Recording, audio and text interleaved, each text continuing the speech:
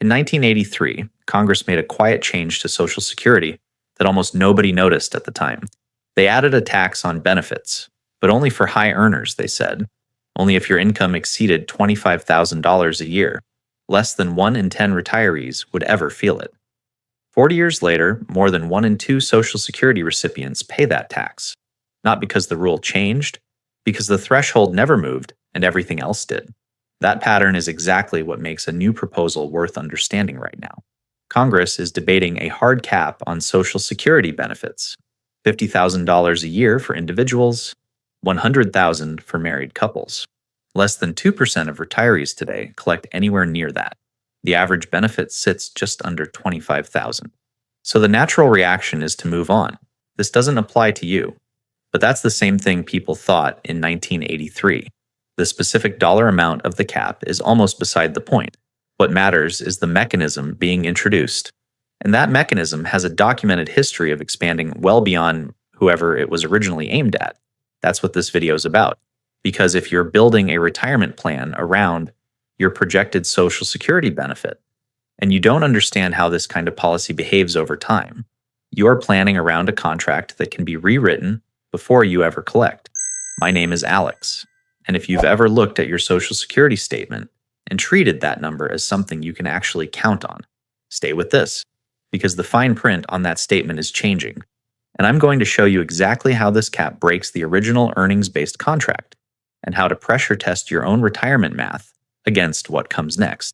Once you understand how this mechanism works, you'll stop reading that projected benefit as a guarantee and start reading it as an opening position. And to see why, we need to start with what the original contract actually said, and the precise moment this proposal rewrites it.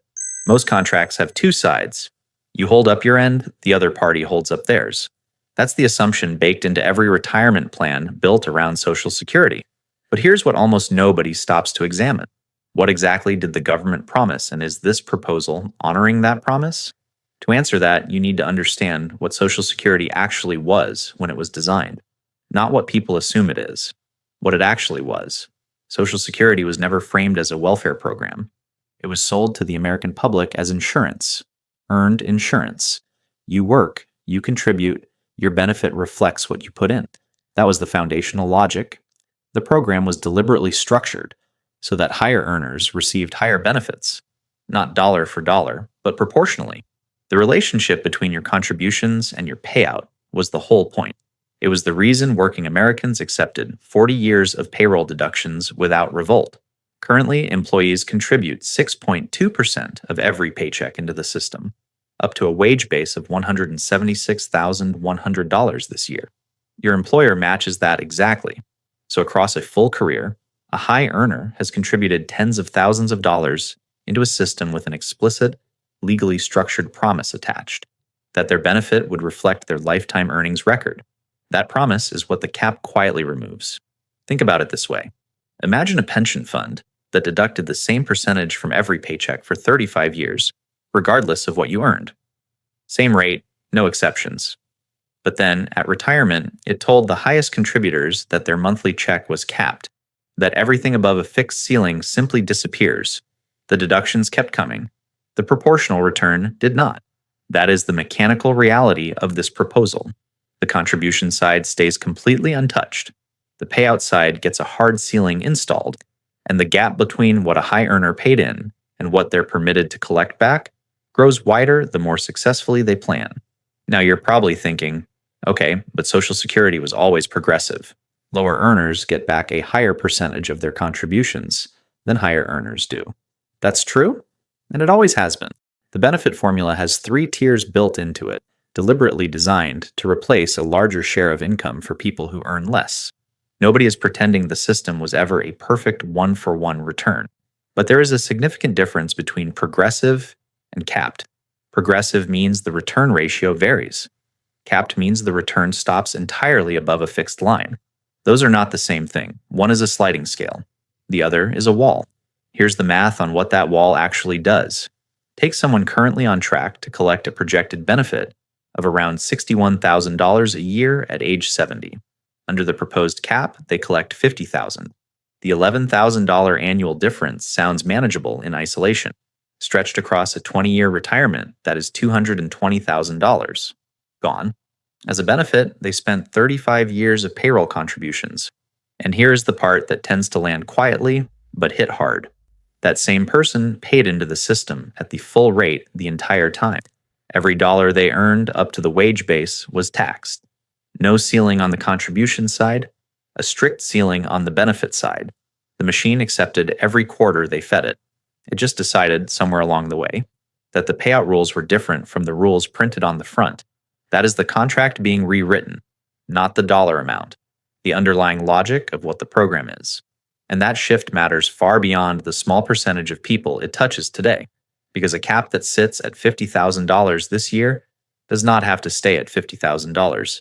Thresholds move. Or more precisely, and this is the part with real historical weight behind it, they don't move.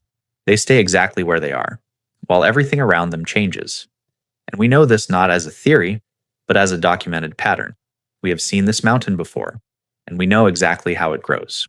Here is something worth sitting with for a moment. A policy that affects less than 2% of retirees today can still reshape the retirement math of someone earning $80,000 a year if the threshold never moves. That is not speculation, that is arithmetic. And to understand why, you first need to see just how steep the climb to $50,000 actually is right now. The Social Security benefit formula does not run on your salary. It runs on something called your AIME, your average indexed monthly earnings. That is essentially a weighted average of your highest 35 earning years, adjusted for wage growth over time. To land a benefit at the $50,000 annual ceiling, you need an AIME, somewhere between $13,000 and $14,000 a month. Let that number sit for a second. $13,000 a month in average indexed earnings means you have to be a consistent, career-long top earner.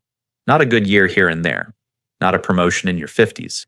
Consistently for decades, earning near or at the maximum taxable wage base, which sits at $176,100 this year. You need to be in roughly the top 5 to 10% of the entire American income distribution, not occasionally, but as your baseline, for 35 years straight, and that is still not enough on its own. To actually reach the $50,000 benefit, you also have to delay claiming until age 70. Social Security rewards delayed, claiming with an 8% annual increase for every year. You wait past your full retirement age of 67. Wait the full 3 years, and your benefit grows by 24%. It is one of the most reliable guaranteed returns available anywhere in personal finance. But you only capture it if you wait. And waiting, as we will get to shortly, is exactly what the cap makes irrational for the people it targets. So the mountain is genuinely steep.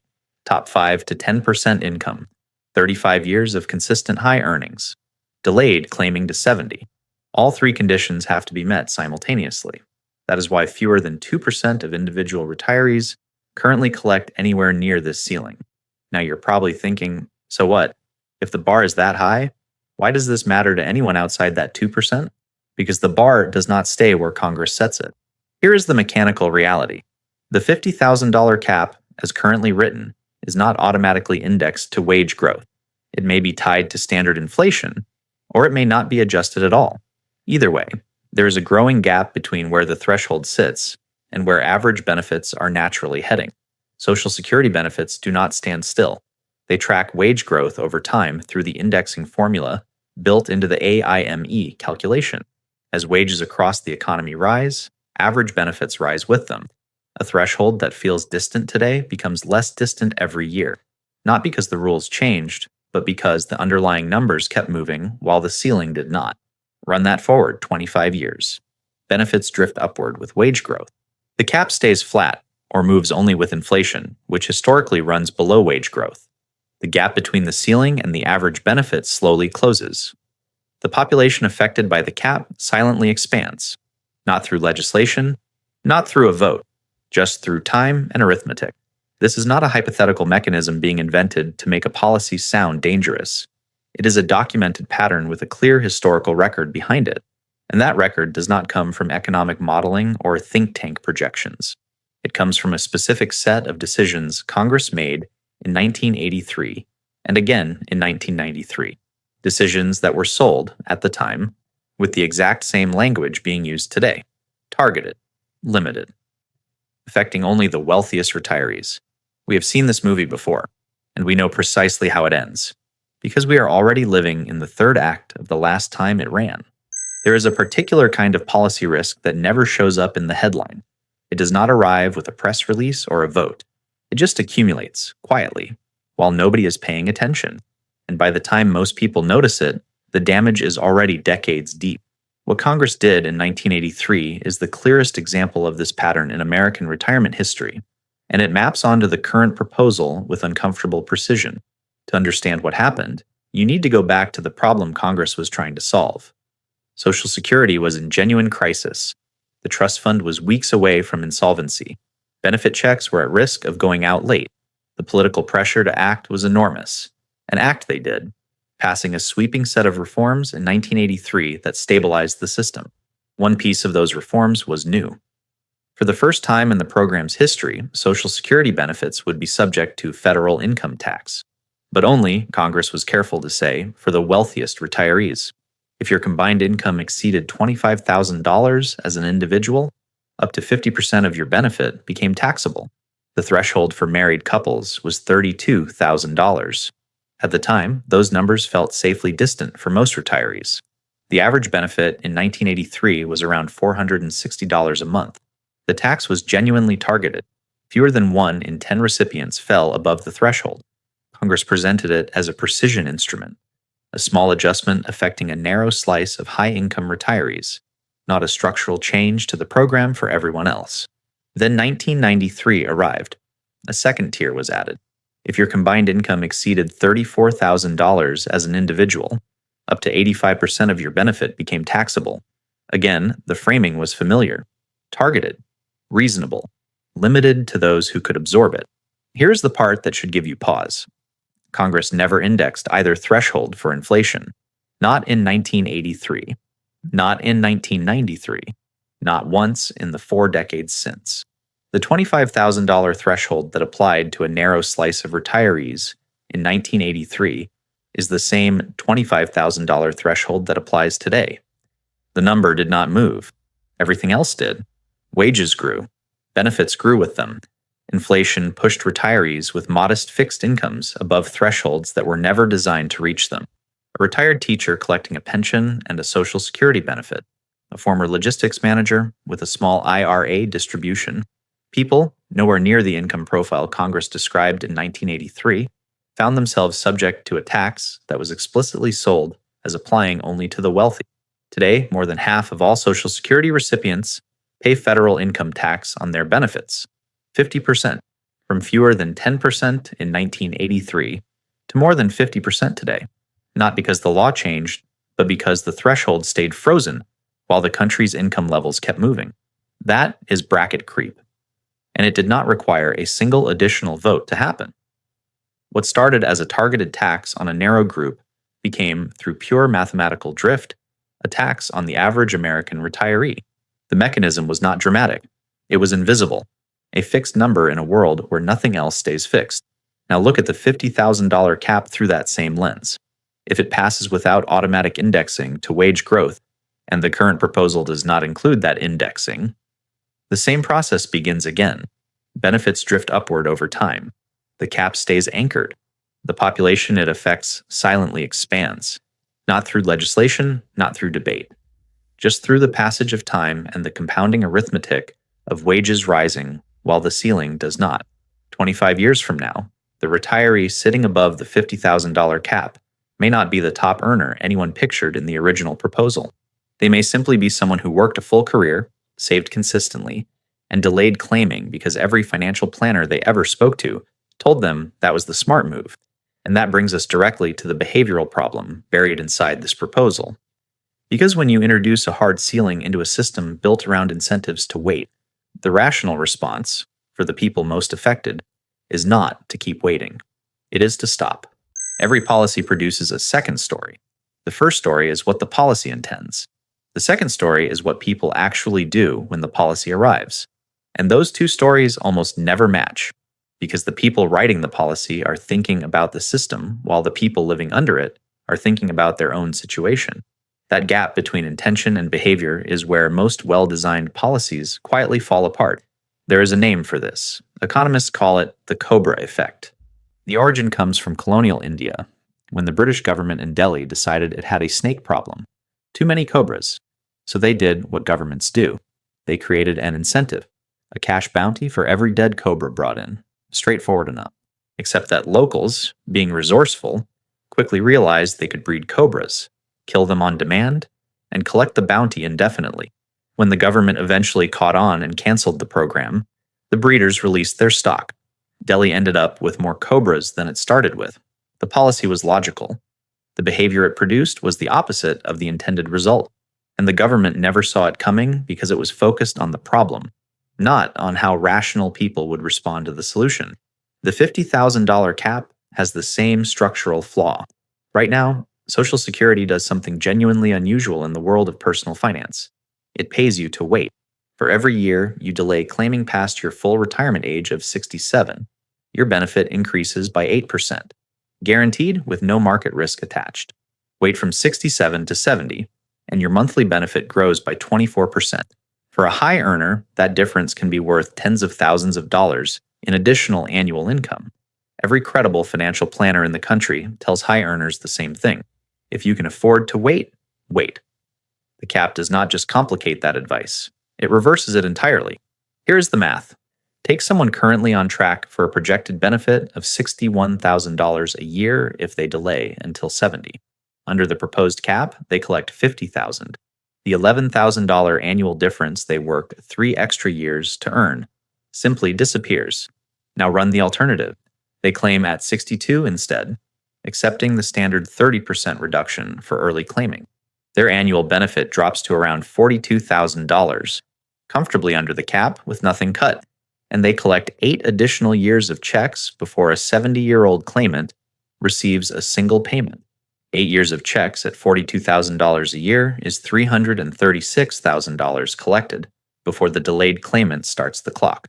The math that used to make waiting obviously correct now makes it obviously wrong, for the exact people the claiming delay was designed to capture. Meet Sandra. She's a 53-year-old pharmacist who has spent the last 2 decades building what she thought was a textbook retirement plan. Full career earnings near the wage base.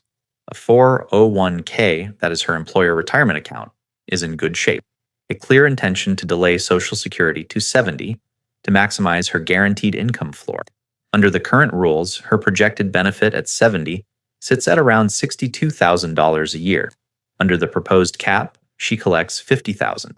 She waited 3 extra years for a benefit the ceiling erased. Sandra's accountant runs the numbers in about 20 minutes and tells her to claim at 62. Sandra was not trying to game the system. The system changed the math on her. Now multiply Sandra by every high earner with access to a financial planner.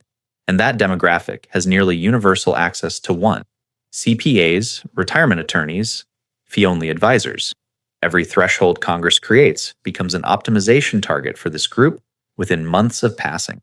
They will claim early, restructure when they recognize income, accelerate Roth conversions, and time pension distributions to stay just below the line.